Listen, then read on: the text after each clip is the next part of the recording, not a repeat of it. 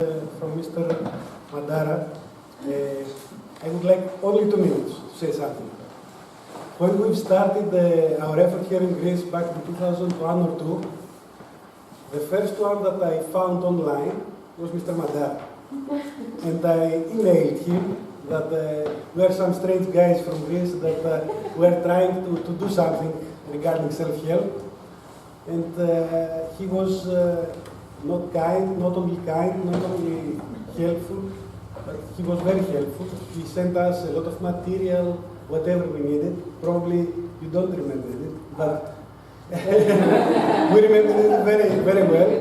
And he's the one that introduced us to Jürgen.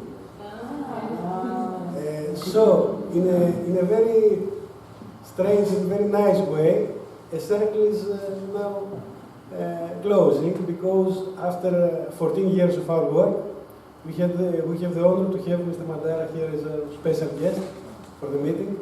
And personally, I'm very happy that we will hear him, that we will have him with us all these days, because I believe that the experience from other countries that are far away from us in this field is very helpful, not only for the positive, but also for the negative things in this experience, as a guide for our work. So, I'm stopping. Mr. Madara, thank you very much. Thank you very much, Mr. Phoebus Zafiridis. It's an honor, as I said before, to be here with you. I want to just mention, I especially like recruiting people to find out more about their self-help group work, because I consider these meetings to be like self-help group meetings, where we are sharing our insights, our experiences, both good and bad, and to basically learn from one another. And we also, I think, we recharge our batteries, because many of us are working alone or with very few staff, and we need mutual support for those of us who are trying to promote mutual support. So it was I'm very pleased also. I want to basically give you just one person's look at the United States. Please understand that, like the blind men around the elephant, I have only been touching one part or two of the elephant. So my perspective is basically just from basically a New Jersey perspective. But understand too that basically that the culture is different in each of our countries, and even within the United States, we are trying to make it more clearly aware to people that the culture of a self-help group will be different depending upon the culture of the people who are going to it.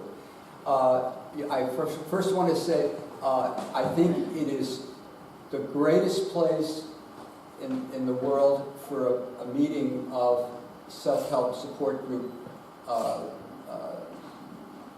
supporters is to have it in Greece, for 2 reasons.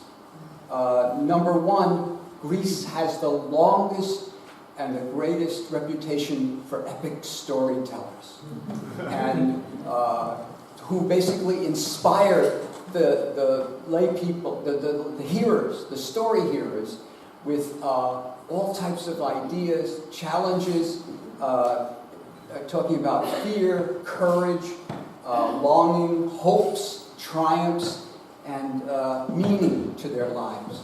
And so I think, basically what has evolved here for mankind is very much found in the self-help groups with which we work. That's number one. Number two is that basically Greece is the cradle of democracy, and through Athens and the city-states, and so too within these self-help groups. And in fact, we had with Jürgen, we had also a number of people, to include Martha Raymond from Israel, and a couple from other countries. Tomo,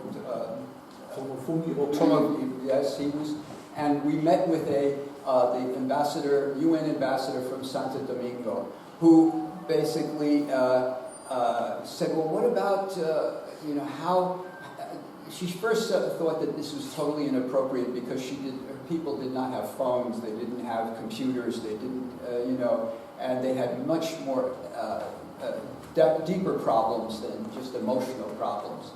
And we basically talked about how even for immigrants, that the self-help groups were teaching new immigrants about democracy.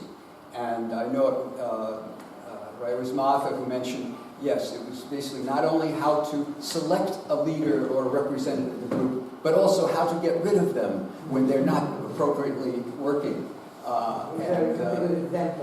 Right, so that struck me. But there is, in terms of storytelling, there is now a much more interest in that issue from the field of study, where, especially within Alcoholics Anonymous, because the big book in alcohol is brimming with personal stories.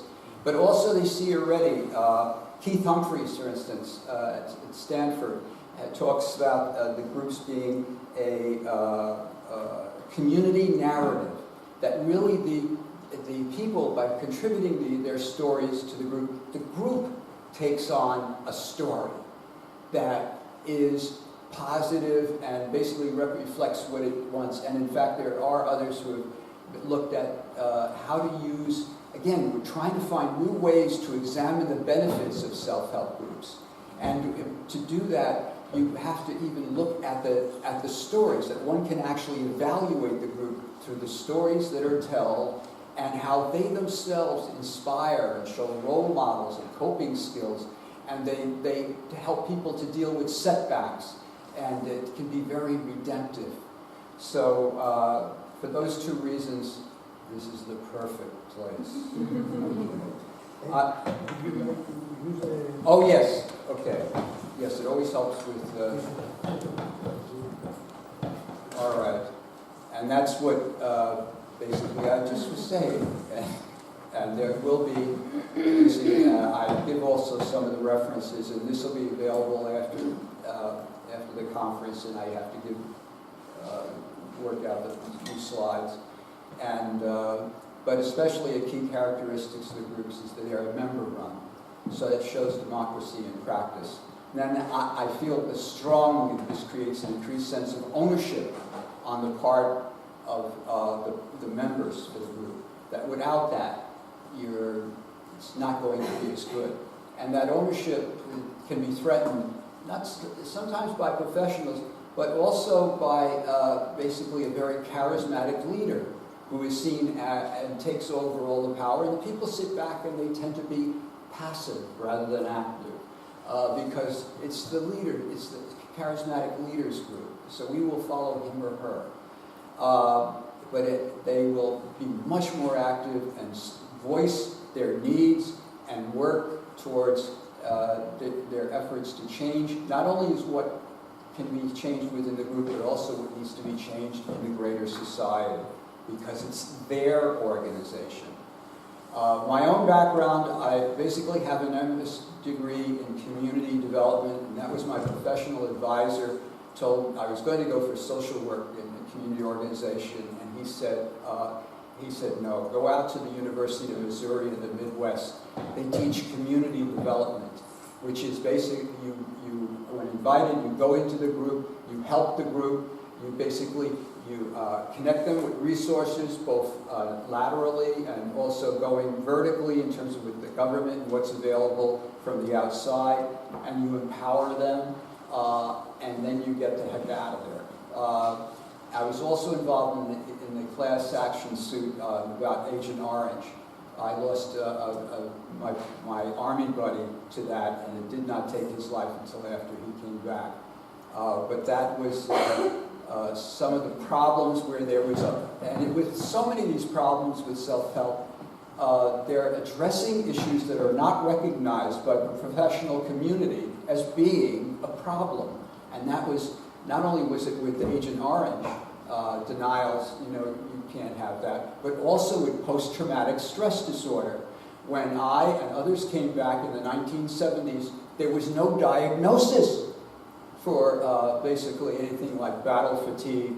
And so they had to, basically they were diagnosing many of us as schizophrenic, and so you'd be given all these medications that are totally inappropriate for you to take.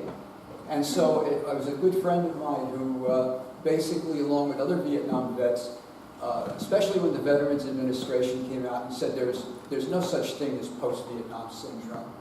And he and others decided to educate the head of the Veterans Administration in Maryland, in Washington, D.C. So by going down there and doing a teach-in where they would take him hostage for the afternoon, they nail the doors shut. In fact, I have this story about this, because these stories you usually don't hear, but it was the fact that they went over with the head of the administration all the issues and the science that pointed to a problem.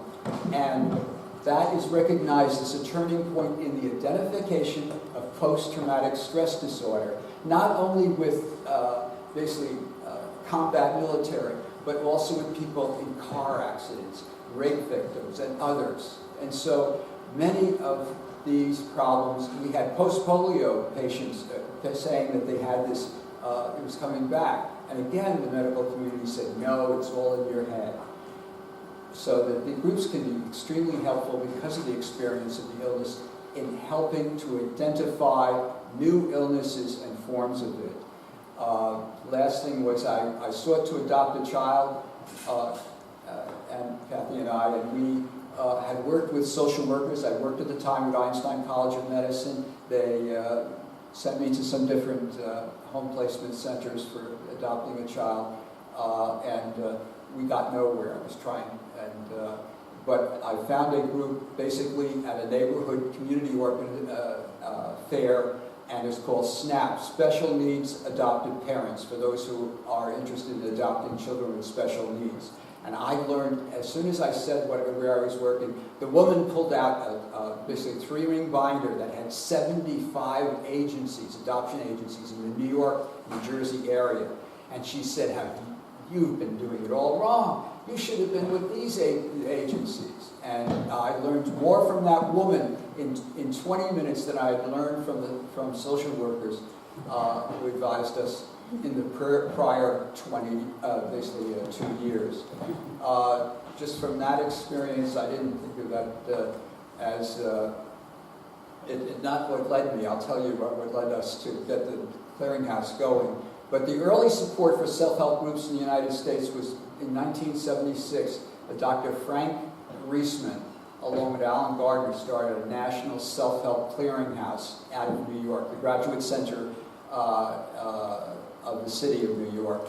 And 10 years before then, Dr. Reisman had been the one person who wrote, because they were focused on young persons and especially tutors, and he came up with the helper therapy principle, which has been shown so true within self-help groups. But when he started that, he started putting out a newsletter called the Self-Help Reporter. And he also had social policy, a journal where they would publish a good number of self-help articles. And we should have more of these types of publications available to us and not less. Unfortunately, when he passed away, so did the National Clearinghouse. But then there was 1978, there was the President's Commission on Mental Health, which came out saying mental health professionals should be acting more with the community groups that are available for mental health consumers and for families. And so that the professionals can learn something about how these groups are helpful to people. And that was President Carter's recommendation. And that was in part due to the fact that Dr. Reisman was on that panel and was one of the scholars calling for that type of study. It wasn't until basically in 1985 there was a number of self-help groups, self-help clearinghouses had started in New York, and we started ours in 1980, and we came together in Dallas, Texas, for a meeting, and that lasted for 3 days. And it was, we formed what we called the International Network for Mutual Help Centers. And we wanted to be careful that this was not, there was a good amount of equality. So we called our officers, borrowing the term from 12-step, that the officers would be trusted servants of this organization. And we would promote our availability throughout the country through the national media. We also did a lot of networking through questionnaires. The topic of this one time was just how to do really good outreach. And we put together all our ideas and came up with a very nice guide that gave ideas and asked for more, so that we had other information, such as all helplines in our area. So we would put a listing of the self-help groups on one side and give to the professionals one of the best, most comprehensive listing of helplines in that area, so they would have it just on one sheet of paper on both sides. We met basically for several years like you have now, but now you are ahead because basically our organization dissolved. There hasn't been as many clearinghouses, and there's actually less. I'll get into that. But what also came about was federal funding for particular movements, and in this case, the development of mental health consumer movements. And it was just an enlightened federal bureaucracy that recognized the need for these groups to be autonomous and to be member-run rather than professionally run. And so there was also a mental health consumer who had worked in one of our clearinghouses, started the National Mental Health Consumer Self-Help Clearinghouse in Philadelphia.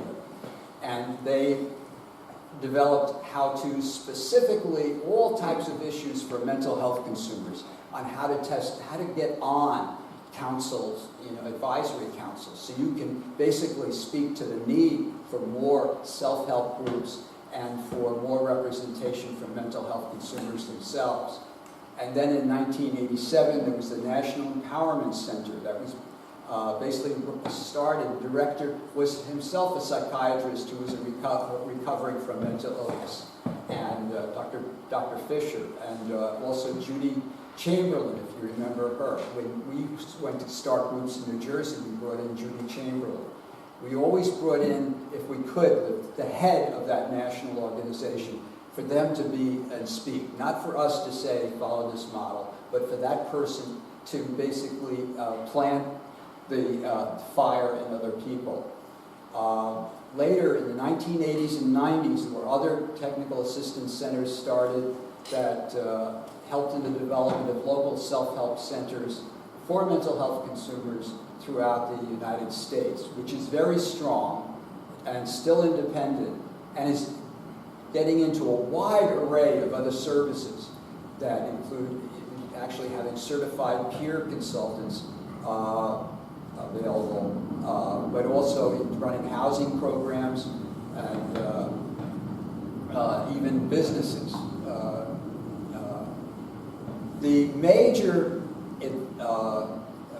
push for self-help that was started in the United States that was extremely helpful was identifying just one federal representative of a government who could speak to it well. And that turned out to be the head of the United States Public Health Service, Dr. C. Everett Koop, who had a great commitment. And he basically, I had the honor of joining him, and he had, for instance, a representative from the American Medical Association, happened to be a doctor who was also physically disabled with post-polio, and others, nursing, basically National Nurses Association and Hospital Association, and he had them, and he talked them into having a 3-day national conference on how self-help groups can impact public health for the betterment of Americans. And that was held in 1987.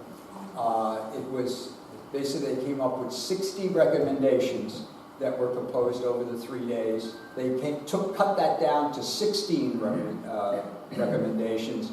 The number one was the need to incorporate information and experiential knowledge about self-help in the training and practices of professionals. That this was identified as being a major barrier, that their lack of knowledge about what self-help groups were was basically holding the movement and the development of groups back. And so that was the number one. To give you an idea of some of the others, the third priority was to support collaborative research and demonstration projects using methodologies appropriate to self-help group approaches and values. For instance, one way could be through those, basically this looking at narrative history of the group and narratives presented within the groups. But there are others. Number 5 was develop, fund, and support a proactive national centralized information center for referral to existing self-help groups and clearinghouses, and for the assistance in their formation. And we, again, there was never any money, and Dr. Koop did work hard, not only with different heads of different federal agencies, but also bringing in foundations. He tried to find money. It was very difficult. He wasn't able to succeed personally. He apologized for it, but he started a National Council on Self-Help and Public Health that was created, and the majority of members there were representatives of national self-help groups. And he published a lot of the research, again, another newsletter that is trying to change the degree of awareness. He also filmed public service announcements for our local clearinghouses, which ran on primetime television, which was very good. And he came out and spoke eloquently of the value. One of the quotes I particularly like is, he said, "My years as a medical examiner, as well as my own firsthand experience, has taught me how important self-help groups are in assisting their members in dealing with problems, stress, hardship, and pain. Today, the benefits of mutual aid experienced by millions of people who turn to others with a similar problem to attempt to deal with their isolation, powerlessness, alienation, and the awful feeling that nobody understands." And he also, there are other quotes from his conference that I'd be glad to share with you that talk about the need for professionals to be more aware of these types of groups. There was also a 1992 conference in Ottawa put together by the Canadians, the clearinghouses, and especially with Mr. Hector Baltazar, who at that time was a firm proponent of self-help. He brought in over 400 representatives of self-help organizations and professionals and scholars from around the world, and it was terrific. Basically, we found, there were different programs that came out. Like in Toronto, there was a program for police who were injured and after basically emotionally or physically after an incident that we passed on to some of the police departments in the United States. There also, one thing that was good, but was not picked up by professionals, was there was a program called Double Trouble in Recovery, and there's also was a Dual Addiction Anonymous for those who are both on psych medications, are dealing with a psychiatric problem, but also are dealing with drug and or alcohol abuse. And this is a major proportion. The different studies, you'll see a very high percentage of psychiatric patients having this particular problem. And we used to bring in, it was started in New York. A fellow named Howie basically had helped us start it. And it was an excellent program and produced some outstanding research because they worked with the group. Howie talked to the group members. They agreed to work in it. And they followed 310 of the members for over 2 years. and found that it was so good, it was entered into the federal, what is called NIMH's Registry of Evidence-Based Practices. So this, we thought, hey, the professionals have to buy this. This has got to be, you know, that they may really make referrals. And so we promoted it all over the state. We used videos, we used, but we still had, when people who wanted to start it were sitting there, they couldn't get other referrals. They did a lot that they could to pass the word, but you can't speak out at an AA meeting or an NA meeting talking about a different type of group. But they still, basically a number of groups were started, but the professionals were, for reasons not clear to us, still not referring. And it's, with this population, as well as the mental health population, you have a death rate that they are dying 25 years sooner than the average life expectancy. And it's the average of 25. I've talked to people who have died at 35. And the leaders that we were bringing in, they suddenly were coming down with cancer. Two of them had strokes. One was killed by the stroke. That you don't have a leader working in a lifetime of dedication to getting that group going and training others. That it's been extremely difficult to keep the groups going in the World Service Office because of the high death rate. But it's that is one of the downs, and we're still trying to work on that, but I don't know what else we can do.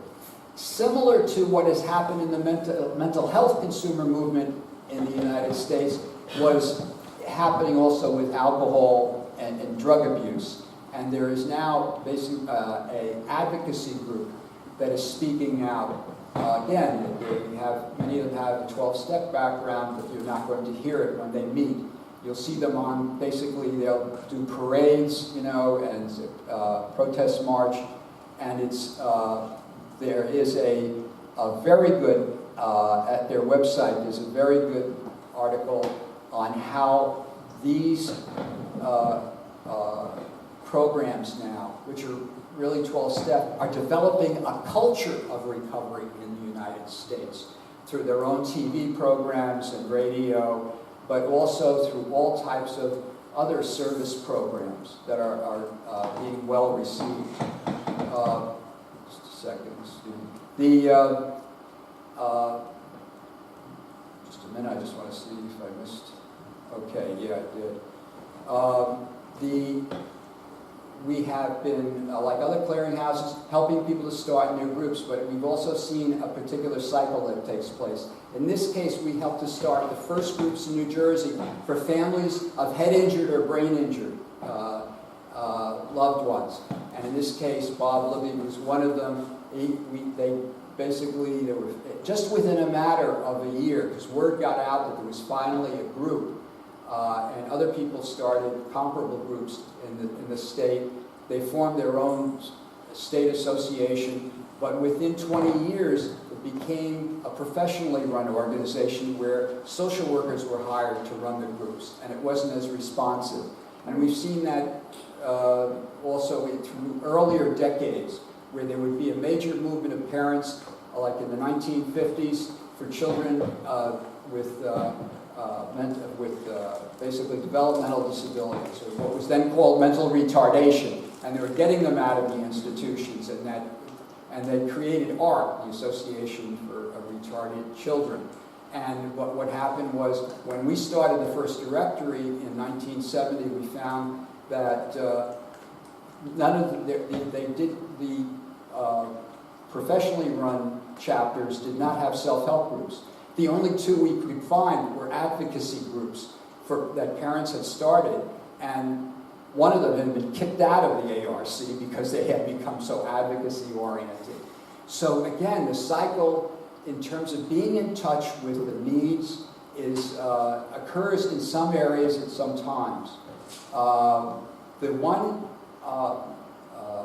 online organization is that you might be interested in. There's a low volume of mail there, but you can certainly, if you're wanting to ask a question, it's open to anyone internationally for free. Is the Society for Community Research and Action. And they have a self-help mutual support interest network. And they also have real-time meetings, which I'm not sure how, in terms of the time sequence, that's more difficult. But on their listserv, you can post a request for help, or a request, mention what project you're working on. So there are over 100 other researchers and also practitioners in terms of self-help, mainly in the United States, but some in other areas, where it would be helpful, I think. And again, that listserv is free. They also have conferences, but that requires a payment of membership, which I think it might be $35 overseas, I'm not sure. But they are trying to have more international conferences. But that is where many of the United States self-help proponents go as a small minority of the larger society. One of the things that was recently produced by that online group was a resolution on self-help groups. And I don't know if you've seen it or heard of it, but it's pending before the American Psychological Association. And it is basically 92 research studies showing the benefits of self-help groups. But it's put within a couple of paragraphs how all these, here's the demonstrated outcome research that shows the value, and that the therefore gets into what the American Psychological Association should be doing in terms of having its members be sure to let their patients know about the availability of the groups, to also ask them if they are interested at all in joining with others to possibly start a group if there is no group in their area, and also educating their colleagues who may not be psychologists of the availability of the groups, because they still are unknown and yet beneficial. In terms of one of the things that has come up is sometimes a professional will say, well, I'm not going to recommend a group because I might be found liable in case that person goes to the group and has a bad experience. This is just basically an article that was called Law and Psychiatry. And basically it's dealing with and when we converted this, it has to do with the potential legal... Let me... Yes. Liability issues associated with... Oh, yeah, here. Yeah. So thank you. Yes. Yes. Law and psychiatry, liability issues associated with referrals to self-help groups. What they're saying, they're minimal, very few. And in fact, in the concluding, what you have here is the concluding statement on the research. That they say, well, whereas several years ago, you had fear that there might be a problem, but now the fear is going to be different, because now professionals are going to be, it's increasingly plausible that not referring patients to recovery and rehabilitation-oriented groups, to self-help groups and some of these other programs, may raise liability issues if you don't. And that's something I basically gave a brief presentation before the Surgeon General's workshop on self-help. And I concluded my statement by saying just as a physician would be found, it would not be ethically appropriate for a physician to deny medication that he or she knew would be helpful to the patient, so too with the increased social research that we have, then many professionals should recognize that they are bound by their ethical practice to let people know about the value of these groups. Now that was 27 years ago, and there has been so much more research done that correlates clearly the value of social support to people's health, that there's got to be more movement on making this an ethical mandate.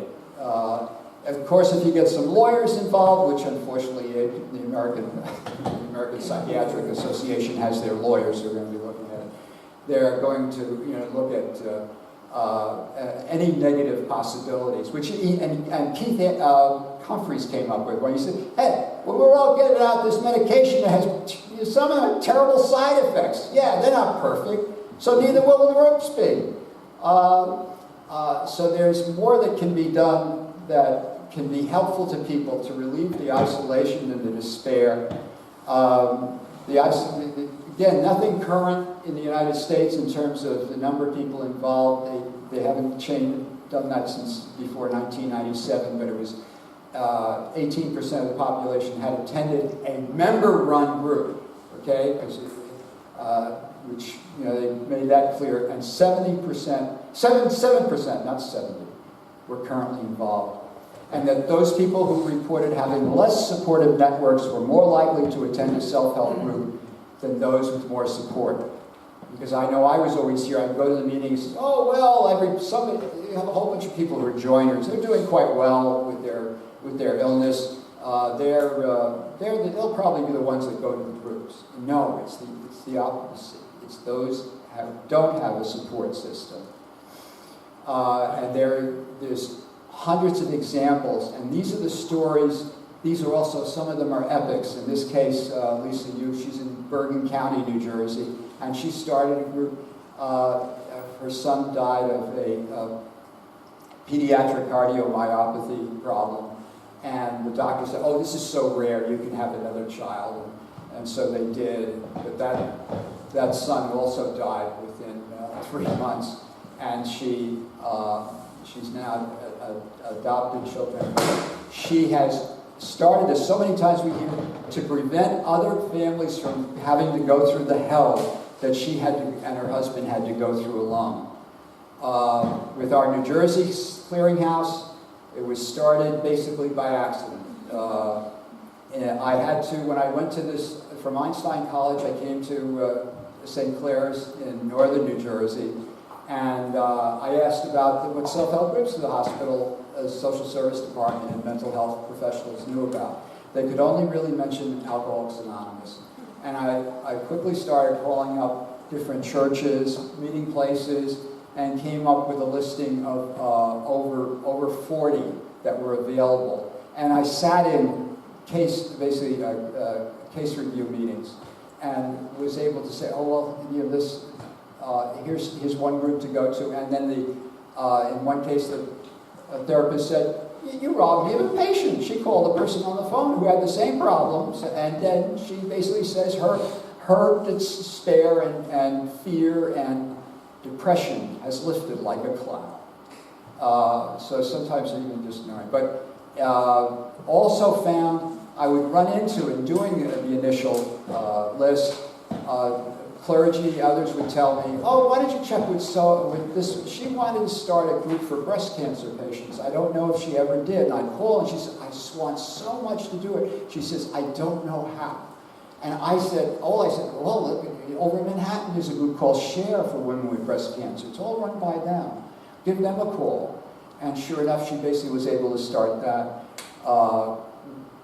Basically, I found that just by doing a survey of groups and networking them with what examples and what nationals existed, that within the 18 months I was putting that listing together and distributing it. I started putting their names on the list so that it would go about, people could say and tell their patients, there is no group, but it says here that some woman's trying to start a group and she needs some others to help her.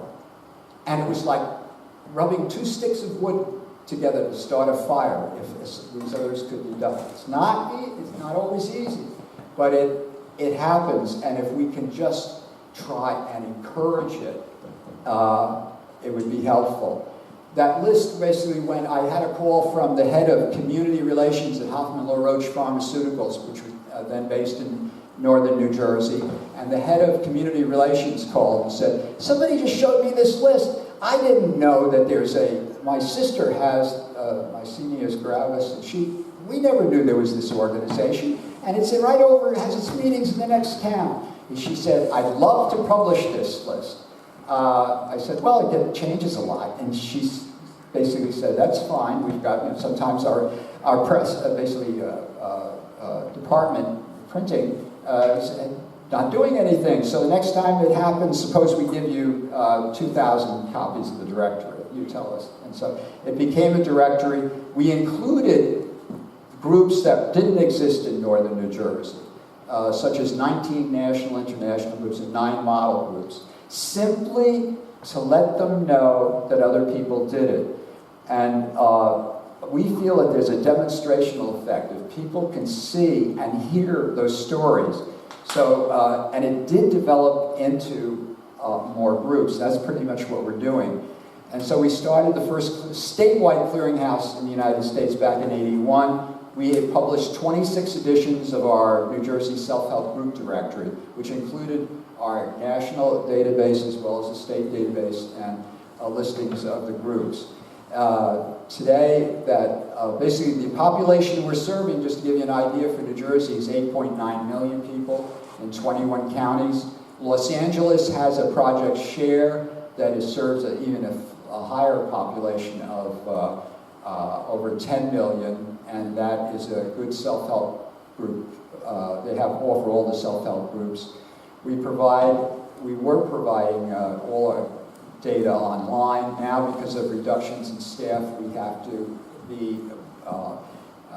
make it easier to us, so we can't provide it all, but we're working on a new software program that would do it.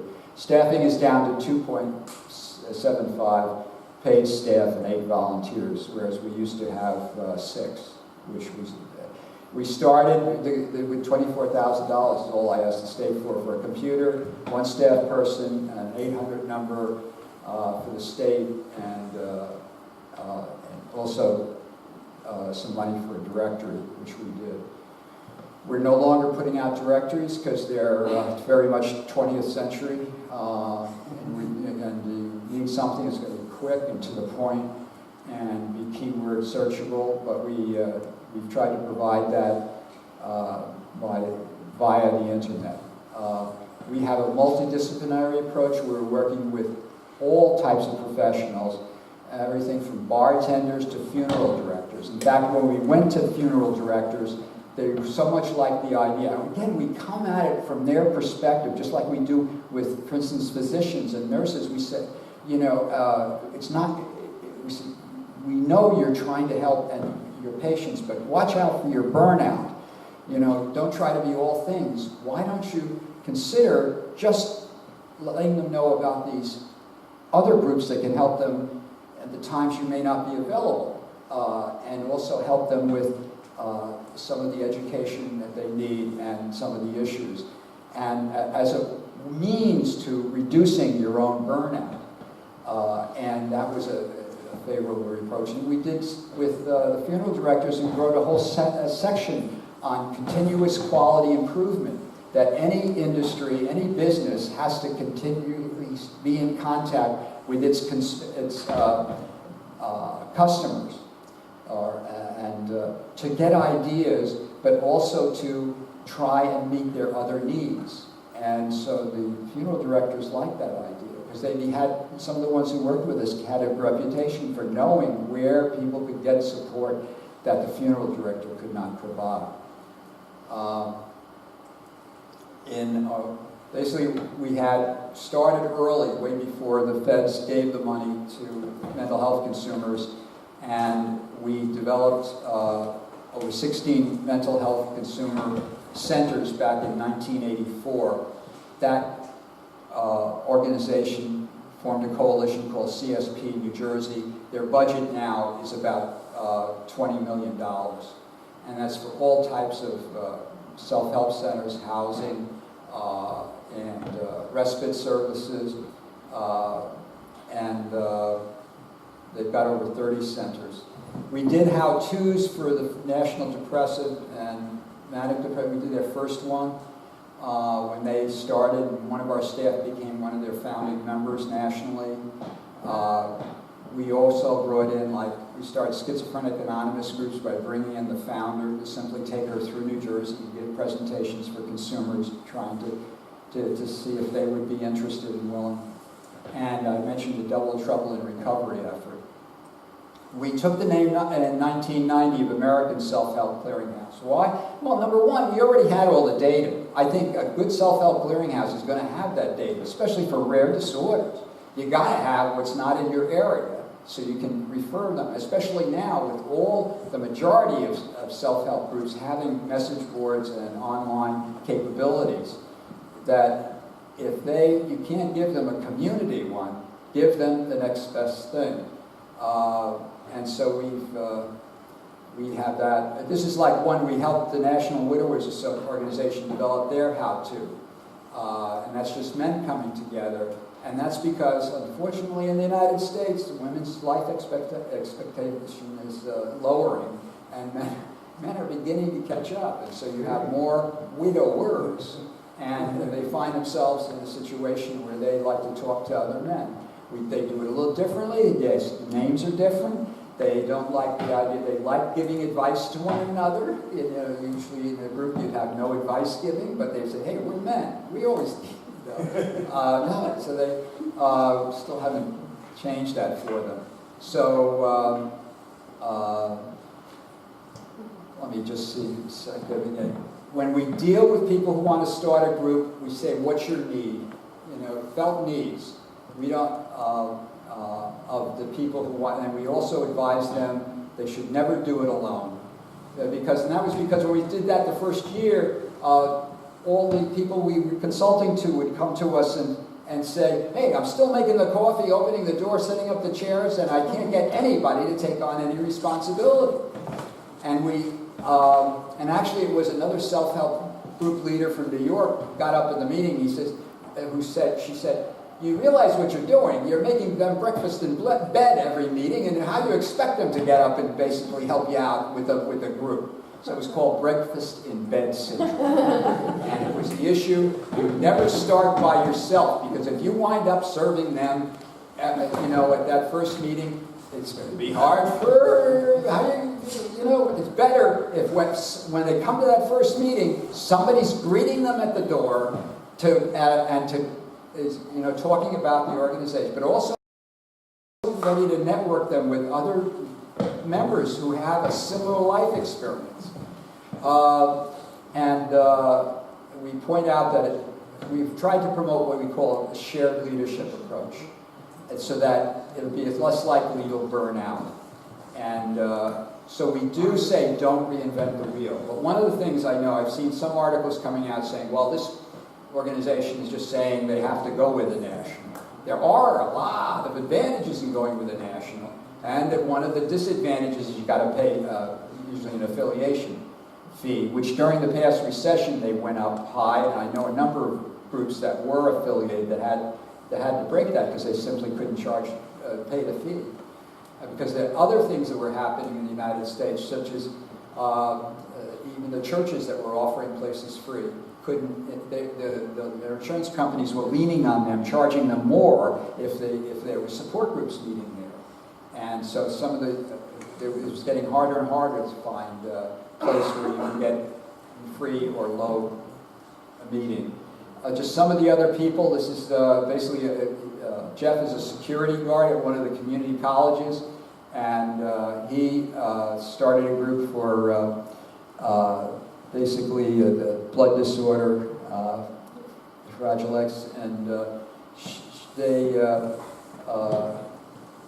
what was interesting was he got a call. See, again, the groups are always in touch with physicians and others, but he got a call from a New York corporation, and they said, oh, we have someone on staff who wants to need some help, and they're over in Europe and want to know what's the best doctor they can go to. And he knew about the best doctors, and so he gave that information. And 6 months later, he got a call from the same corporation. It turned out to be an oil corporation. And the gentleman said, oh, the sheik was very grateful. His nephew's doing much better now. We'd like to make a donation of $500,000, and would you like a fundraiser at the New York Athletic Club? We'll do that too. So Jeff now is not working as a security person at the community college. He built a little annex next to his house, and for that particular rare disorder has been helping families throughout the world. Last time I saw him, he was on his way to Turkey. This is Marjorie Guthrie, the wife of the folk singer. You may not be aware of her, Woody Guthrie. But she was a dancer from Atlantic City, and he came down with Huntington's disease. And he was thrown into the local psychiatric hospital near where I used to work, in Greystone Psychiatric, with the disease. And she was really upset. There were a number of things she did. Don't have time to get into all of them.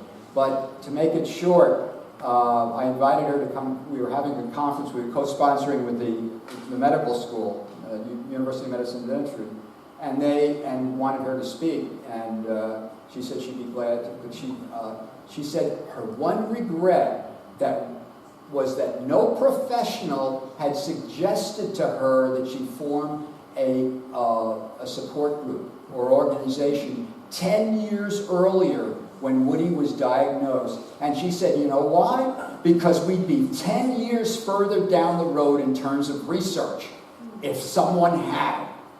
So there's a lot, I mean, especially now with all the problems in the world, there's all types of new syndromes and diagnoses that have no self-help component to the mutual help. And the history has been that these come from the self-help groups. There's it's not so much, very little of the professionals starting a family member organization. This is okay. As I said, key question, asking, I keep getting to professionals simply ask, when there's no group of value, ask their clients, are you possibly interested in joining with others to start a group? It's a very low number who'll say yes, but they can be gold in terms of if we can find others to help them. We helped to start the first, at that time in 1982 was the first group for gay men. And that was a guy who called us from the telephone booth in Kearney because his partner had died and they had to give up the phone because of the medical bills. And he said,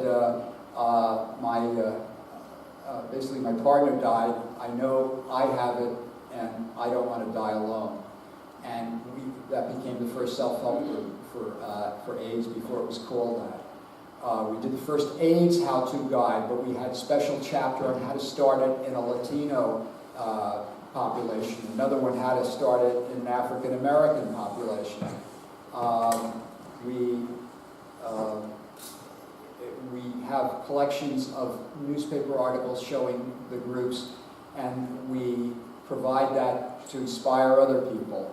And we started the first group for Lyme disease, one of the first groups in the United States after I saw an article in one of Kathy's journals on a woman who had actually had the epidemiological credit for discovering Lyme disease in Lyme, Connecticut, because she went from house to house because her kids were diagnosed with juvenile arthritis, and she took the data to the local doctors who said, what medical school did you go to? They dismissed it. It wasn't until she took it down to the rheumatology department at Yale University in New Haven that they looked at it, and actually that was the discovery of Lyme disease. And she helped us get the group going. It was on ABC's major TV network in the United States to let people know about its availability. The same over in '94. Because of AIDS, all the doctors were then more and more wearing the latex gloves, and more of them, and the nurses developed latex allergies. And that was the group because they had to give up their jobs that they loved. And they were on ABC's 2020. I can holistic moms. One woman started basically better food, get kids off the junk food, but also quality food and living, looking at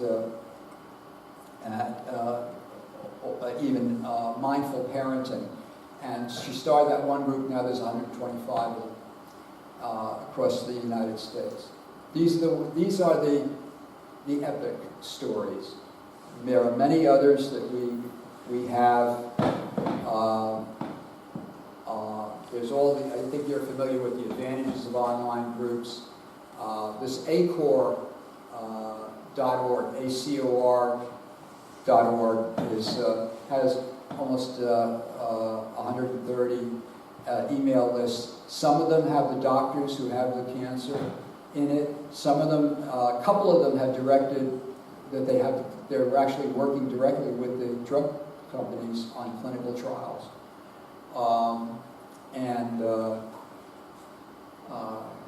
In summation, really, one of the most important capabilities of self-help groups is that ordinary people can and develop those groups in their local communities when none exist. But often that's with your encouragement. You're telling them that they can do it, because often they'll go to a professional. And I have so many stories of people who persisted and after being told they couldn't, or they had to graduate from, get their doctorate before they could try to start a group. And that person doesn't need a grant or an agency or even an office, just the inspiration and a few other people who share their experience and hope. You can also help them to find and network those people together. It's not always going to be, it's not always going to happen, but it is a wonderful thing when it does. But a significant way to inspire them is letting them know about the stories and sharing those stories and materials from these the national and international groups.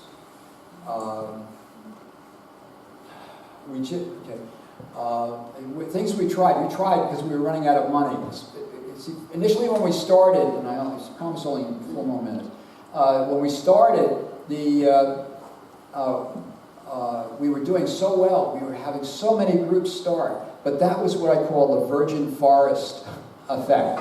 Because like when we started, the parents had head injured, and suddenly it spread around the state, and families who had had kids who were injured 10 years before had never gotten together in a group. So they all started contacting us, and we were networking them together.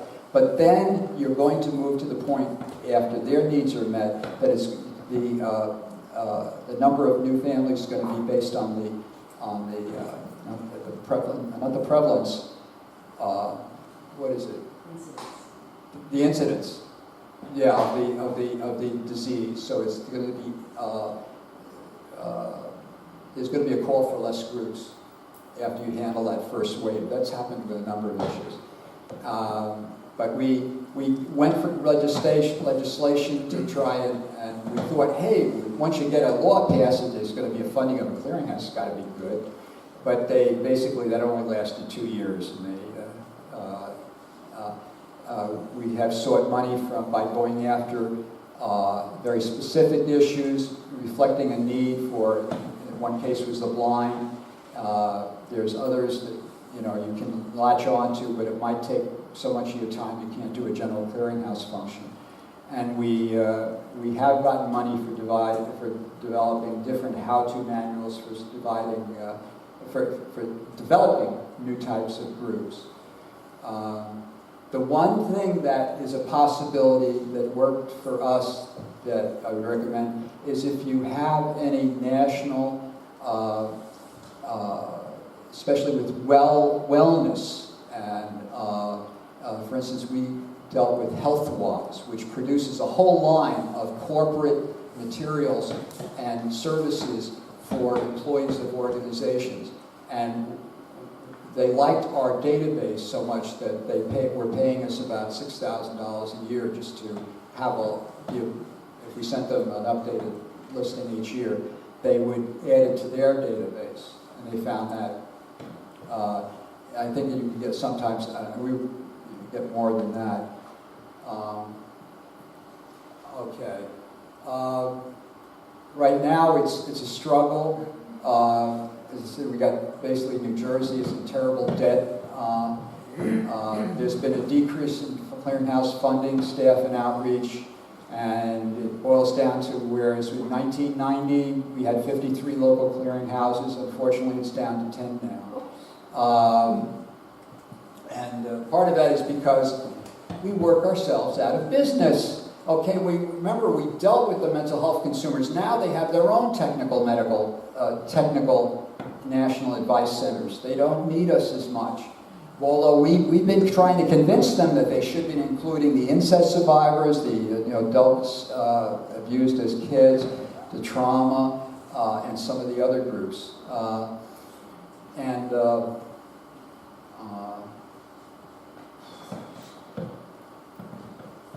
With the online, you'll always be told by a funder, potential, oh, well, they can get it online. No. Google is now putting all their proprietary organizations first. So some of these venture capitalist nesting sites for self-help groups, I call them the self-help light because they'll be able to talk in a message section, but they'll never find out the pending advocacy activities that are going on. They're not going to be networked locally for the most part. And it takes away from the potential membership of the real self-help group organizations. Okay. To best serve the public, we have to have accessible databases, and the problem is always having those be accessible to all the different devices that are changing every couple of years. But we can do the best we can to making that available online. And the last two things was just on our values. We firmly believe in people's strengths and abilities to overcome and grow from adversity, basic belief in human dignity. And we had Nancy Berktold started that first postpartum depression group. She told us she couldn't start a group because she had postpartum psychosis. She said, I just got out of the hospital. And we said, here, we'll send you this list. And just basically one sheet of paper saying, don't do it by yourself, and if there is no national group, which there wasn't, we'll help you get that group going. She went ahead and she called us back several days, said, put my name on the computer, and she did get the role, she restart the group, and they grew out almost cellular. And the last thing is in respect. This has been a major problem for us because we're hospital-based, and the hospital always wants their name first in all media. So, but in what we did, we got them into Business Week, we got them into hundreds of publications, and it was because we highlight the self-help groups first, ahead of our clearinghouse programs. When we get a reporter calling and wants to know about self-help, we say, well, what type of interest do you have? There's different self-help groups. You give them the groups to basically get the experience. We defer to the expertise of the groups. So we direct all media reps to groups for best information on self-help groups because they have the experience and they also get that, they need that media coverage. And again, it's going to be looking at better ways to get that information online with the decline in the printed newspaper. Thank you very much.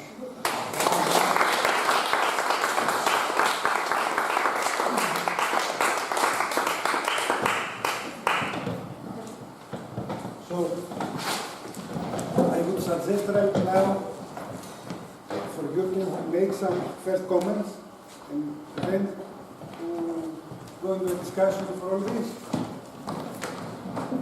I think it would be better.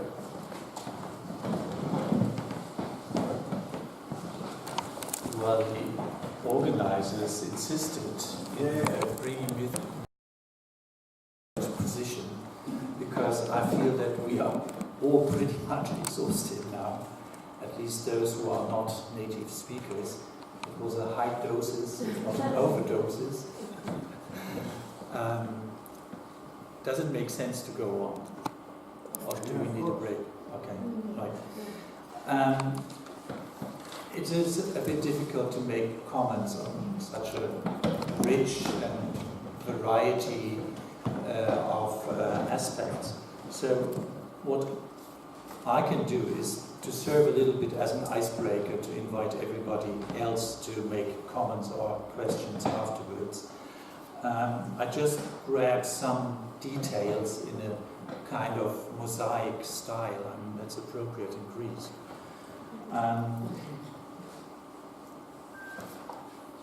The first thing is that you mentioned the importance of academics or scholars in the beginning, that there were textbooks, there were articles, etc., which created the basis of some, I call it ideology in a positive sense, or ideas or understanding.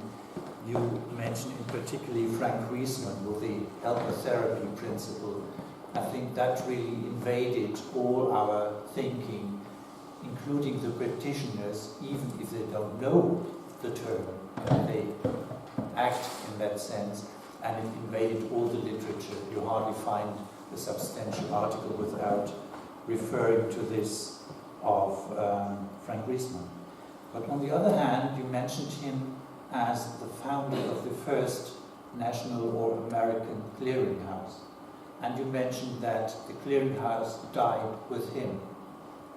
And I think that is what I understand as a basic message of your presentation, that in America, individual activities, both of starters of groups, people suffering from certain conditions, as well as organizations like you being attached to a hospital, or academics, that they are just like do you say straw fire? Is that an English expression? Which is burning quickly, but then it goes down. So it did not really come into policy. Even the activities of the general surgeon or surgeon general, a nice person wearing a military-like uniform representing public health, which is surprising for Europeans to see that, but okay, that's a difference. Even this very impressive person was not able to bridge the gap.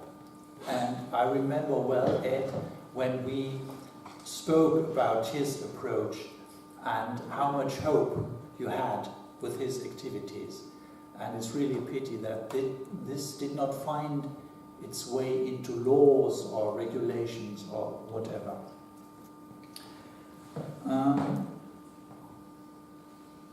You also, when you mentioned the academic part of the game, you mentioned the term of, how's it called, demonstration models? Was that Demonstrational effect. Yeah, no, demonstration projects. Was that a term?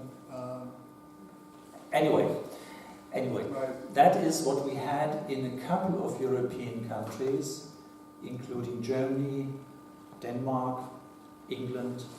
Even if the Danish and English colleagues don't know it, you once had these demonstration schemes.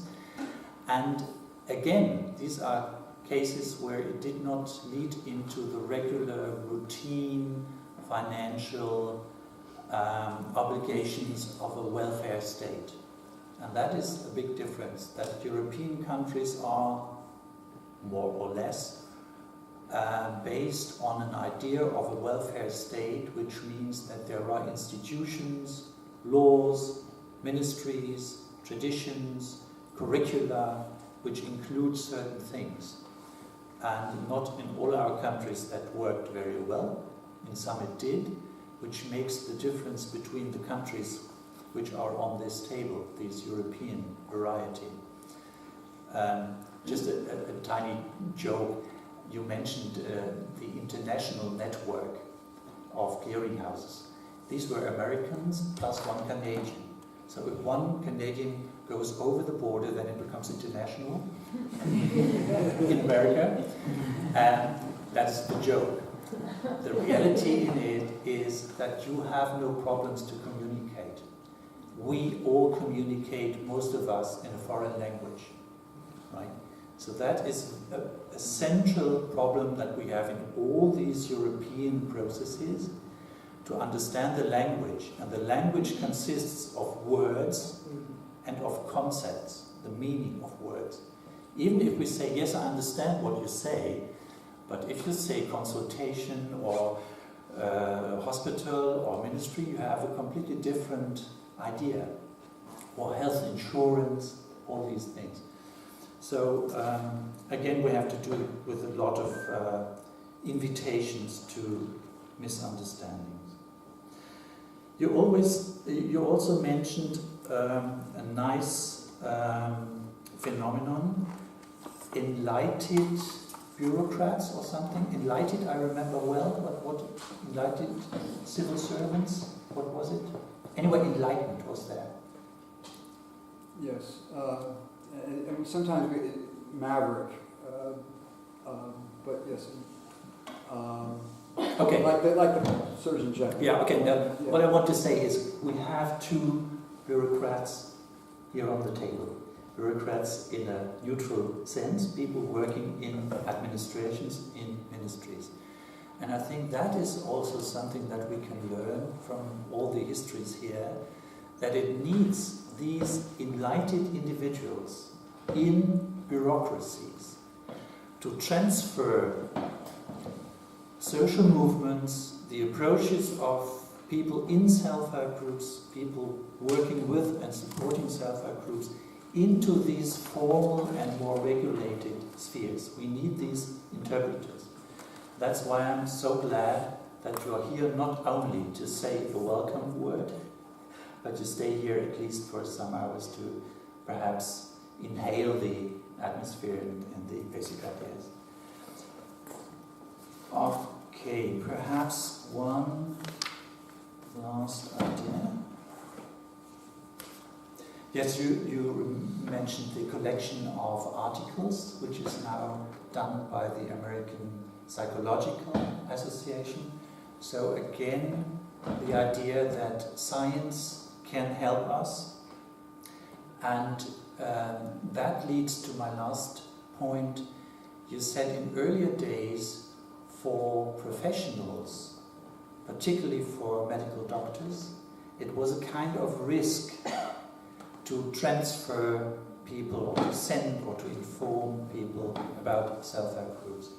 I think that is a general problem which has to do with the idea of the medical profession. We find that in all countries, and that is slightly changing. And I think Germany, for example, and the German-speaking countries maybe, are progressing on that path that you sketched, that now it becomes risky not to mention self-help groups. It is already like that in the field of addiction. That is state of the art. Every doctor, every psychologist, whatever, has to give information about self-help groups. And the second big area is cancer. In Germany, it's very risky not to mention self-help support or other kinds of psychological support. And my last word is that in Germany, at least, we brought it into clinical guidelines, which is the regulation for what a doctor should do and should not do. And the guidelines for cancer, for anxiety, for depression, for schizophrenia, for addiction say that the doctor should give information to the patient to make a decision possible whether I want to join a group or not. That is a little bit different from referral. Right? It's a smaller doses. Give information. By the way, do you know that this and this exists? Okay, so these are first ideas. Thank you again. So, it's time for discussion. Whoever wants to... Helena, I just want to ask. just a minute to take the microphone. Thank you. I couldn't understand quite the rest of. I understood that you are rather pessimistic now concerning clearinghouses' future, and it is really because they have the number is fallen. How do you see this internet self-help. Have there happened? It can be a principal discussion of face-to-face groups and not face-to-face groups. You see there any possibilities? That I would like to hear. And then the other question is, you took those relationships to professionals. We can, what are professionals now? They are not traditional. I think professions also change a lot, what is nowadays and 80s and so on. And I'm also in the I call preventive treatment side in the field of addictions. So I have understood, I have third mark that in US this health promotion, alcohol and addictions, you have rather much resources here. So I had the same like Jürgen. How come they are not interested in? And I know that AA is still very strong concerning addictions and AA-based 12-steppers, 12-step services are very popular and many apply. And so I know also the critical persons, many women are, that it's not good for all and they have their own self-help. There are other, in different areas like treatment areas, there have come many choices. You remember perhaps when I was visiting you, I told you I was going to Women for Sobriety conference then. So I had many marks, if you can help me a bit. Thank you. Well, in terms of the online, it is not, it has a number of problems with the online. Often they're dependent on one person, as opposed to within a group where people know the technology. With the online groups, it's often one or two people who know the technology and how to keep it going. And sometimes when that person leaves, the upkeep and the maintenance of the online group fades. For instance, one on there was Totally Hip, which is for women who those who have had hip replacement surgery. The one woman who had started that is now not as active, and we're basically, I think, we'll probably be taking that group off the list because you can look and see that there are not current responses to questions that are asked, that it lacks the, there's no changes to some of the other sections in terms of updating. And so this is this is reflective, this is characteristic of some of the online groups, and that the individual who founded it and started it, when they are no longer active, it declines greatly. It's also, you can't see, if they have a hidden agenda. You have to look more closely to see if they're promoting a particular product or even in the personal messages, to make sure that it's a legitimate, again, non-profit online group. Certainly it has its advantages in terms of time being available 24/7 so you can get the turnaround. But it's, right now it's the difficulty in finding the good ones from the bad ones. So it's been much more difficult to do that, especially when there are so many of them. And many of them are just dark alleys where there's absolutely no activity, and yet they still will come up high in a Google search. But one thing I think that is helpful is if it's an actual community self-help group, a national foundation that has this as an addition, then that speaks the affiliation with the self-help organization that exists. I think attests to a higher degree of quality. So we haven't worked out all the criteria completely, but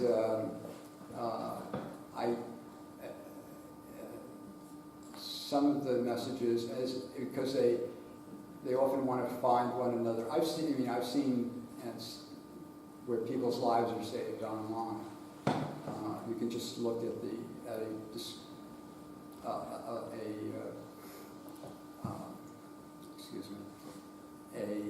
it's not a tree, what do you call it? But they're talking about a particular issue, go back and forth, and it would be helpful. And I've seen some of the research reports. Again, they don't have controls, but they're showing some benefit. It's not as easy to set a criteria for them and to fulfill that criteria. Your other question was in reference to, was that with AA? In the treatment field, there are many alternatives, self-help, and perhaps these specialized areas take the self-help as their own. You like addiction field, and then United States, I have understood you have much resources in the health promote in national level. In those, they have a lot of conferences in the field of alcohol and drugs, and they have talked about that. So I feel it. Well, we've tried to add the alternatives to the 12-step groups, and we haven't seen a growth in them as much. Sometimes because they require professional involvement. But the consistency in terms of Alcoholics Anonymous growth, at least in the United States, we see the numbers increasing for community. And they also have to, I would expect that might also hold true, but they have to be more secretive in holding their meetings, which is not difficult. You can't have, but I know even Facebook is changing that, where they will have closed meetings. So it's a wide variety of support groups available. I can't say how well they're doing for each of the problems that can be presented. But I think it's something that needs to be examined more.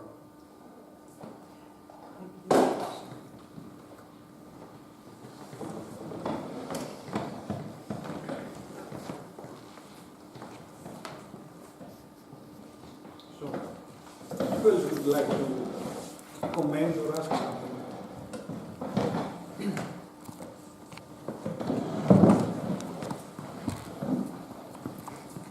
I have two questions here.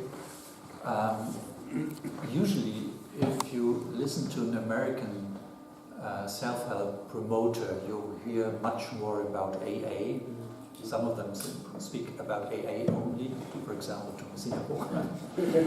I'm glad that you reduced that to a certain amount. But besides that, I heard a lot about psychological or psychotherapeutic or psychiatric things. So obviously these are two feet the self-help movement is based on. I think that's the same in Europe as well. But in the field of chronic diseases, somatic diseases, handicaps, you did not say much. If you did, you rather mentioned exotic, rare diseases. You did not speak about cancer, rheumatism, multiple sclerosis. So what is the situation in this field? That's one complex. And the other thing is to come back to one tiny little remark you made, that you said once we were 53 and now we are 10 clearinghouses in the US. That is kind of frightening for us in Europe, because we have the fantasy to be on the progress. So what are the reasons for this enormous decrease? How, yeah. Full stop. With the decrease in clearinghouses, I think much of it had to be that many of those 53 were like mental health associations. They were regarding mental health.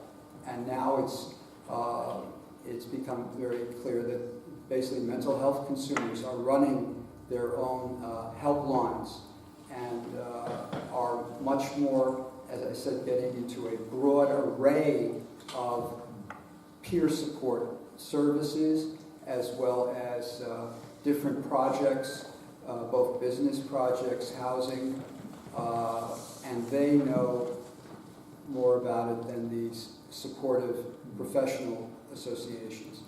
And they were, so I think it shows the growth of the self-help movement in terms of their, like I was mentioning before, how it runs in cycles. So now they're being paid to do that type of work, and they do it very well. They do it better than some of the local self-help clearinghouses.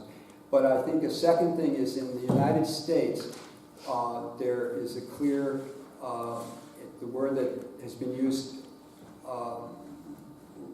more recently is siloing, or from the Greek silo or the granary. You know, it's the issue that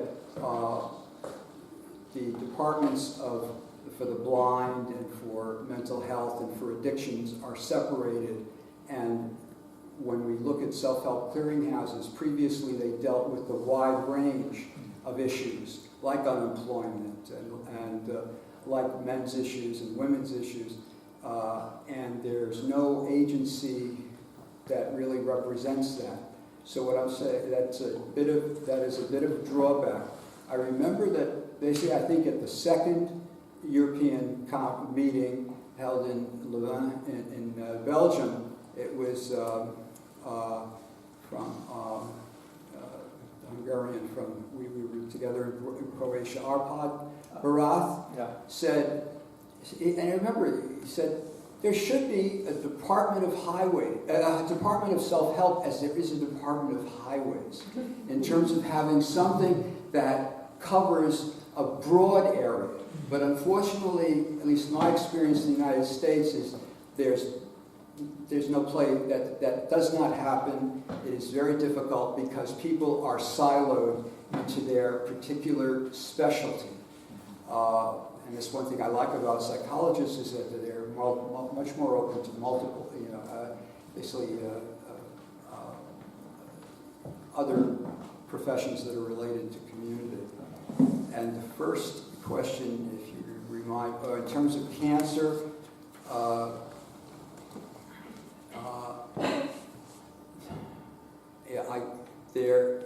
many of them is becoming cloudy. Because we see that, like the Cancer Society and others are providing message boards, and but often that the moderation might be with a doctor who is running it. I think within most community self-help groups, it's going to be the wisdom of the group will correct some of the major problems, that misinformation that circulate. I think it's a little different when there is a referee in terms of a professional who is running it and who will immediately delete that message because he or she decided it was inappropriate. I know I've had that even when I've made referrals to the actual community groups. My messages were deleted because it was considered spam, because I was mentioning an organization outside this message board, and their conditions for being in that message board that you do not bring up other businesses and you try to not take the business away from them. I know that's not the complete answer. I have to say I don't know.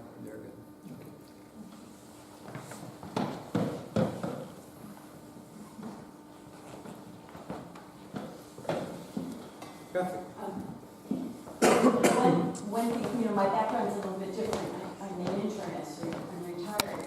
But in thinking of all the times I used the clearinghouse or other sources for more medical problems, not mental health problems, And there is a lot out there for support for lots of miserable GI conditions, lots of cancers, lots of respiratory problems. Basically, the groups, my sense of things is that the problem has to be big enough, it must be causing enough pain that groups need to sustain each other over long periods of time. So if you just get a medical problem and it's devastating and it's horrible, but it goes away, then that doesn't sustain a group. And the other thing is people have to be well enough, miserable enough, but well enough to seek help. And I think if you look at some of the books from the clearinghouses, it is astonishing how many are really not mental health. They're really medical.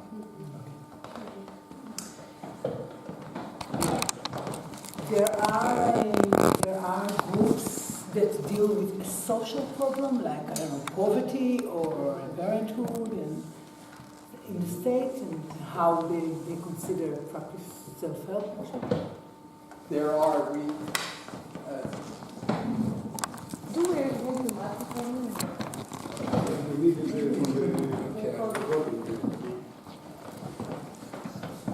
we were starting to list those, but it became such a problem in terms, we basically, in our directories, we talk about, we know there are other self-help organizations that are not listed here, like neighborhood associations, housing, food cooperatives, and in terms of poverty, that we do not have. But we said, we encourage people to seek those out, but we just don't have the capability to list every one that's available, since so many are on local levels. But there are, it's something that, again, we have to apologize for. Well, no, we do. No, we do that saying. But we used to be able to. Yeah, initially there were some national resources that could refer you to a local poverty organization that was member run, I'm trying to think of the ones dealing with legal rights, and but we recently added the ones for basically. Because victims of police violence, but again, we know that would be a separate directory unto itself. We are looking more, and we should probably state it, that it's more around the emotional issues. But we do include the job clubs, and that's about as far as we can step into that area. So we're deficient in that area. But it's something I think we have to at least try to offer them some alternatives. Thank you.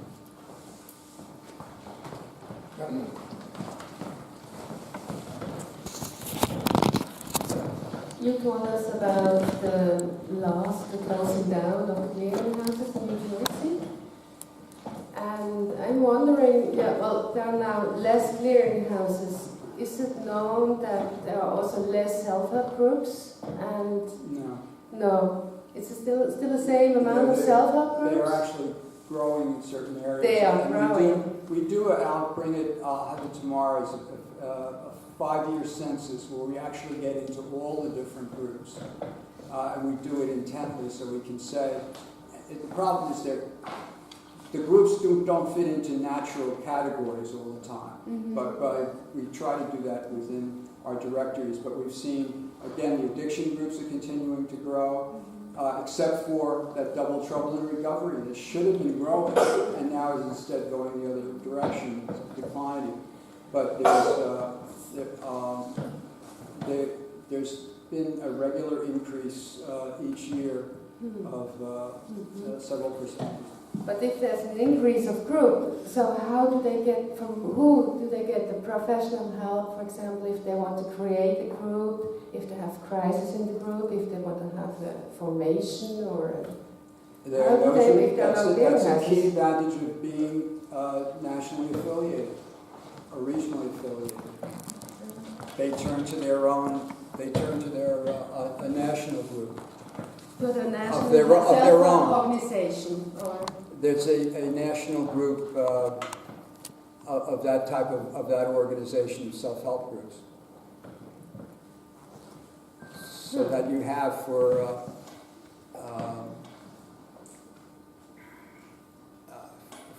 depression and bipolar disorder, it is DBSA. And can I ask something else again? Because if you say that if they find their help and the clearinghouses are closing down, so I guess is the clearinghouse being needed or not?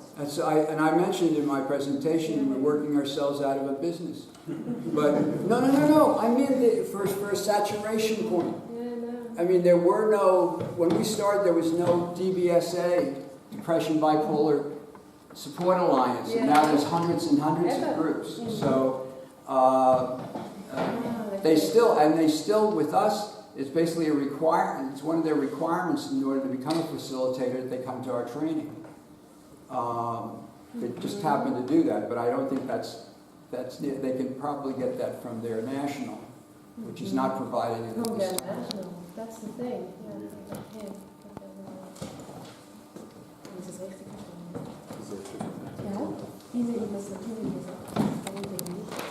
Who else would like to speak? May I ask something regarding right now?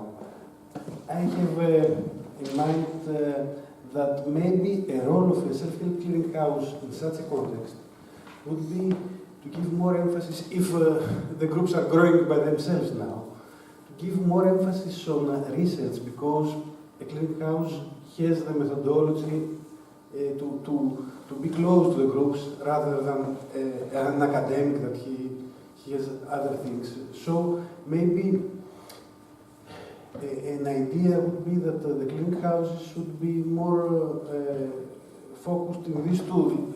I mean to have more opportunities to legitimize the work in the groups through action research, philosophy, etc. That was the idea that my former boss had. He was basically with the American Psychological Association. He was head of their special evaluation, special interests nationally. And when he took over, he called me into his office and he said, "Oh, you have all these groups." He said, "You need to. It really has been shown that they work. You can produce the smoking gun. You can basically, if there is evidence that they do work, why aren't they using? We can help them."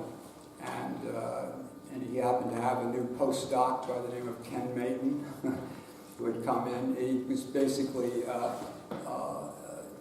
we wanted to work on some of those issues, and he asked me. He said, I said, well, I think many of the groups are the antithesis of what most major research studies are. They're not there to fill out paperwork, but we can look at other issues.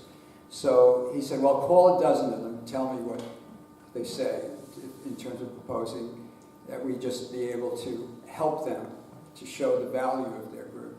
And I went out and I did call 12 different groups. And with most of them, they said, "Ed, what are you thinking of? You want us to be handing out, sheets or having people be interviewed when they can come here anonymously, and when we don't bother them, you're almost imposing an intake process on them." And they said, and of course the 12-step groups were saying, no, we don't bother them. It's not within our mission. That is not as peripheral. There were only 2 groups that they would sign that were saying they would do this, and that was 2 that are geared to filling out forms. That is, sudden infant death syndrome where they for many years didn't know how the children died. And the other one was ALMA, or Adoptee Liberty Movement, which they're trying to find their natural parents, and they're filling out all types of forms. The others said no. So when I went back to my boss's office, and he always had basically a chalkboard there, I simply drew a picture of a cliff with someone on a ledge holding out a clipboard, and the other person coming off the cliff, falling down, and trying to hand it to them, saying, "Will you fill this down? Will you fill this out on the way down?" I tried to say, I said, this is what they were saying, that they are dealing with people in crisis. They have other work to do. I think that's why it's important to look at other alternative forms of research that are not going to be as invasive. And I know that's one of the, that is something that many people are looking at and that everyone could learn from. But they have limited, again, they're working on volunteer power. I think one way you could do that is have one central place where you make it known to the self-help groups that if they would like help with research, they can approach you and be able to find out about researchers in your area who might be willing to oversee a project, to entertain an idea. Because that is something we did not do in the United States. We expected them to come knocking at the door, but I think you have to be able to let them know that such help is available, possibly.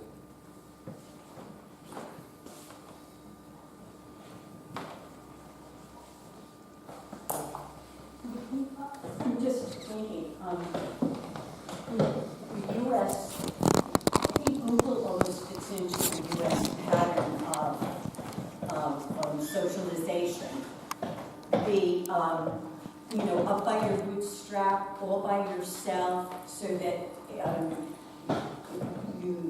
the government shouldn't be helping you, you don't need the government, you do it by yourself. And I think that ties in very nicely with Americans in Google. I don't know what the European experience is, but if your foot itches, you Google it. If you have a problem with wasps in your windows, you Google it. But the amount of information now on Google for support groups is astounding. And when you sift through it, there's so very little that you're going to find that's really going to help you. So I think the whole Google universe is just going to have to ultimately, I think, design and characterize, organize itself so that the abundance of information is more usable. I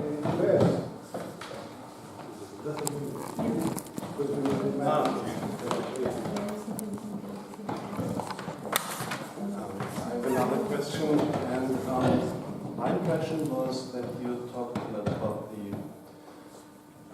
structures of self-help in America and the positive outcome of self-help groups for the individuals attending self-help groups. Is it a field of interest?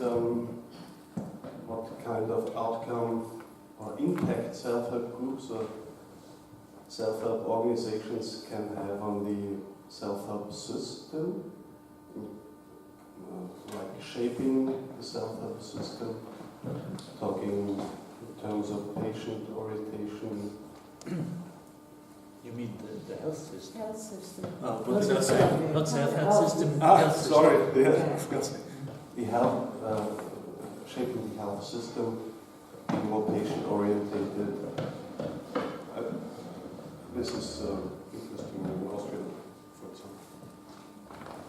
I know they've tried individually, and so they have, whether it be like a laryngectomy group that wants to impact the health system around, for instance, EMS, emergency services, if they're in a car accident or something.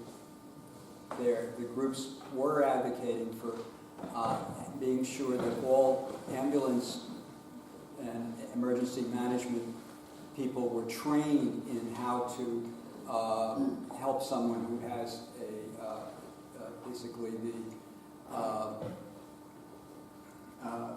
is a laryngectomy. But there were only a couple of groups that actually developed that wanted to. It was like the People's Liberty Medical Society.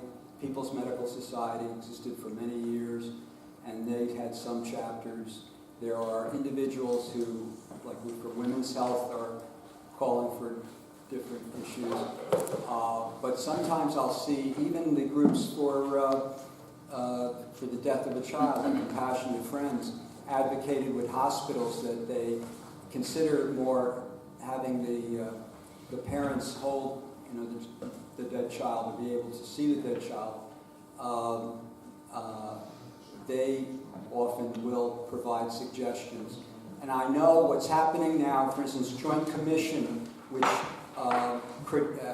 accredits the hospitals, is bringing on representatives from some of the national self-help groups, like DBSA, Depression and Bipolar Support Alliance, where they're joining the teams in terms of determining criteria for hospitals. I don't know if that's going to take place, but that's a hopeful sign. Anyone else have an answer in terms of the European? Any initiatives in that area by your groups? Not yet. Obviously, there are many examples.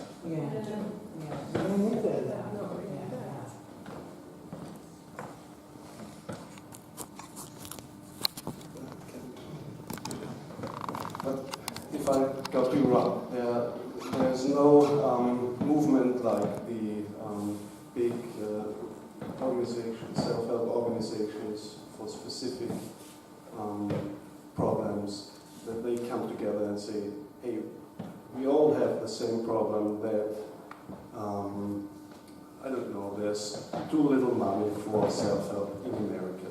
Let's go to the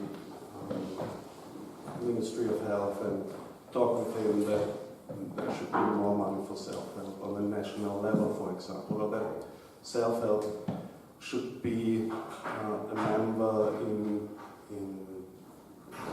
nationwide organizations that influence the health system in whole America, or something like this. I think it's been, certainly we've seen that within addictions and within mental health consumers, where they've been advocating for more. It's always specific to one Right. illness or something. But there are some for, and I'm trying to think of the illnesses that are combinations, and often they'll find and they'll discuss these things within two major organizations. You have one in Europe for National NORD, or you have the comparable organization, National Organization for Rare Disorders, where in that organization they either the chromosomal or the gene, there will be particular aspects of it where there'll be different illnesses that are related, where they get together. And I'm trying to remember some of it on some of the names for those conditions, where they will try and advocate for changes in that area. And I think some of it is even like the other organization was it used to be called the Alliance of Genetic Support Groups, and it was all the genetic, and they were very much involved in calling for the development of the research in genetic and developments. But they decided to change their name. I think they wanted it to look more professional, so they simply call themselves the Genetic Alliance, and they removed the name support groups. And that is, again, thinking of that evolution where they want to be accepted as a professional level organization, so they might remove their shabby support group clothes. That's the only comment. We have time for one or two questions.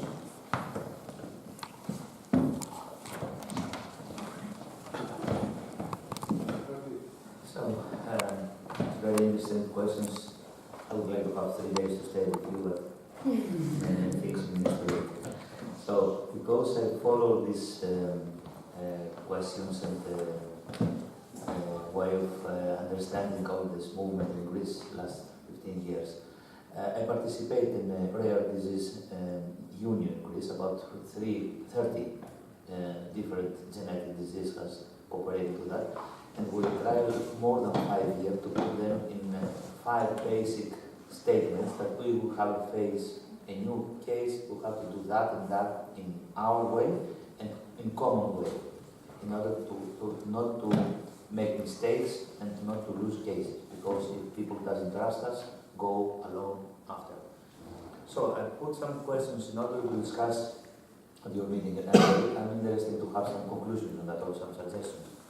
First is, if you believe that there will be some legislation platform at minister level, interministerial level, not only health, because in Greece it's about 3 or 4 ministries that, in my mind, has to work with this. Welfare, that has a volunteer movement, volunteer chiefs, that has about more than 500-600 certified NGOs that do work in social and health services. Many of them have some support as small self-help group or self-care work, but we don't know what they do really. We don't have any documents, or we don't have evaluation of their work. So we know that in their reports there is one bullet: we do work with patients as a group or as a person, nothing more. That's a good idea to collect some more information, not to ask a questionnaire, to collect some information more valuable for our policy. Second is, if you believe that have to make a strategy point in order to not orientate, but to give positive way to work, because in crisis time we find a lot of misunderstanding and lose the main goal of this movement. We go another way. I give an example. We find people not clear working with social and health matters, but in environmental or in civil matters, other ways, that make NGOs that between their purposes put also self-help and self-care and support people. And usually do the work on the mind, not really to take money, but to take advantages in other way. More use people as a force, power for political reasons in local community, or to give them more food or money because of the crisis, and so they go there and leave our societies. They do more consultative work. If they give you 1 bottle of oil or 2 bottles of milk, it's okay, I'm very happy. I go there and I leave the patient movement. That's a dangerous thing in crisis time. And also, there is no professional support at that societies to give them a way to move if they lose cases. That means that anybody do anything. I don't like that, because we cannot collect, we will not orientate it after that in order to take advantage of these movements. In that way, we believe that in Ministry of Health there is a law that we can move to the hospitals in order to create some NGOs giving volunteer work or support to the patients, moving out of the hospital and helping them in primary care. That I believe that will be in primary care near the communities, near the health centers. If the policy will be in that way, to make something between primary health care, local authorities, municipalities, NGOs, the movement of power of citizens, and generally in education system to create this in more better way, like in academic and pre and after post studies. I think it's a very good idea to make a plan, an action plan between 3-4 main authorities of government to push all these main strategies and policies in the appropriate persons or directors in ministries in order to have a coordination of it.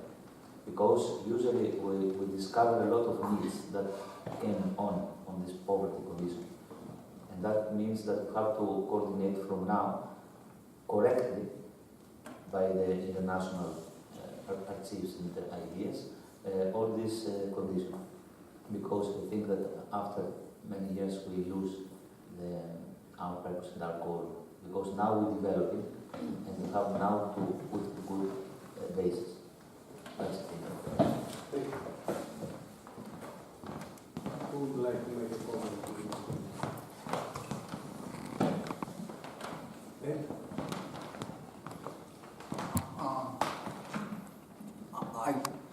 I think it's a good idea to consider, but I wonder if the self-help groups are going to have much power to be recognized without sacrificing possible being subject to some credentialization that they may not want.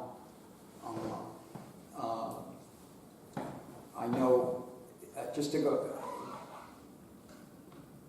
some of them are basically joining, like the one phrase I was trying to remember was connective tissue disorders. So they're coming together and they might form one organization. We've seen where several of them will, when they're very much dealing with similar aspects of the illness, whether it be the health, the bodily health system, that they have actually joined and made a different, they've consolidated. It's also an effort in the development of time for these representatives, since many of them still remain unpaid from the self-help groups, even at the national office.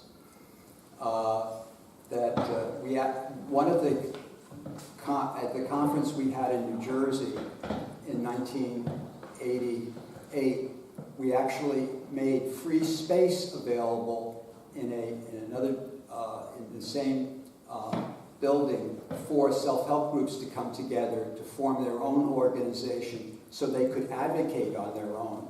And there were about 10 of them that responded. And they agreed, they formed for a short period of time a group called SHAL, or Self-Help Alliance of support groups. But they had some good ideas, but with time, because they are spending most of their time focused upon running their own organization.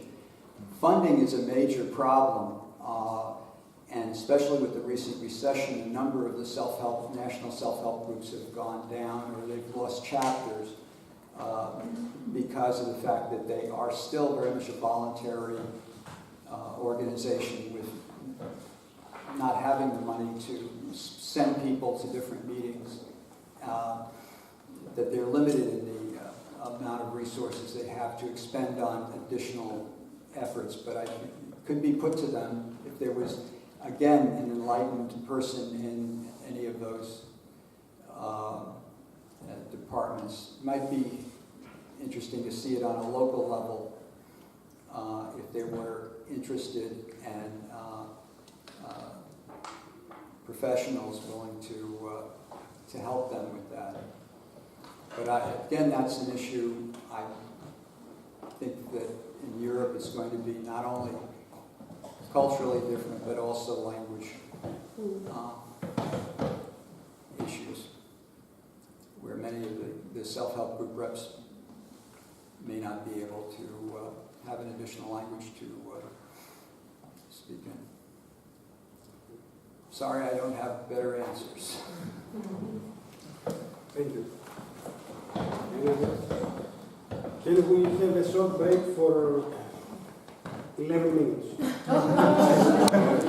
You are very strict. You have heard a lot of things.